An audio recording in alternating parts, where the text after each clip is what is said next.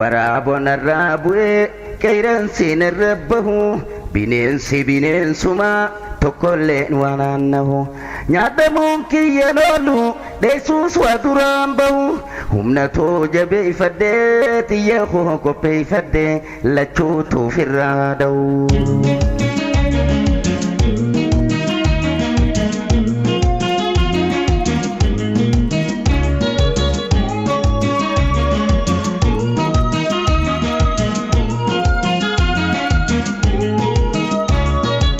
Refilo wakiyas kabenyana ni ore ariye gadochudan warabo nyachu ture sane firram bignan kapsodam firramure kandiga tudufe kairal sanati dabre osoti rebajiru kanas godariye lamma fana nyachu da warabo la faxe taranto geisege.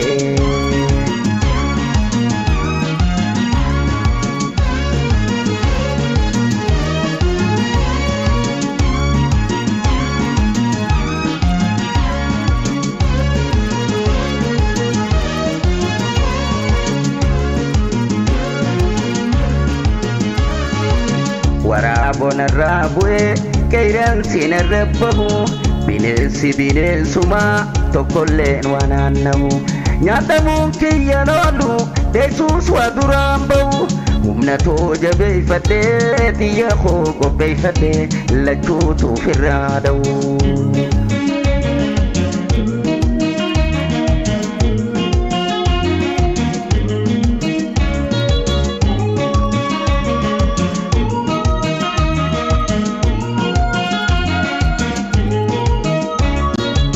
Waraabo hambaan qabu luyloo maafsidee sulle kalloolleen irraa naftu cabsee nyaata lafelle qeeransi dhiiga tuute qurxee lafatti darba sanyii bineensa isaanii nyaata taafte hamba qabeenya koo duguuguun isaan lachuu tokkuma walirraas wayyaan qabu bineensi bineensuma waan haasuun qaban namaa.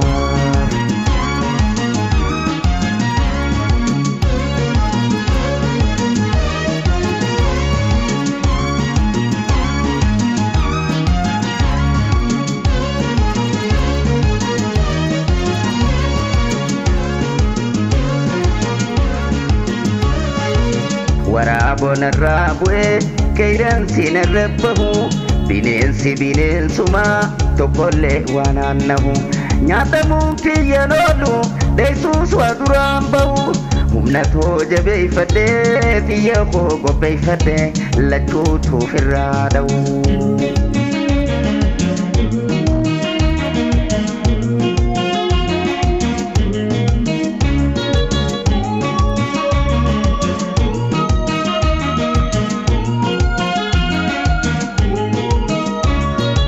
Nyaaphan gurguddaa malee jedheen isaanii baay'ee kan midhaan ooyiruu fixe kakkaa karkarruuf booyyee wal faragaanu dabruun kullisan alaamana bineensa nuuf bobba'u hanga yoom teenyee eeboof waraana fuune tokkummaadhaan bobbaane ifirraa gatuu qabnaa goda isaanii marsine bahaa dhihaa dirmanne.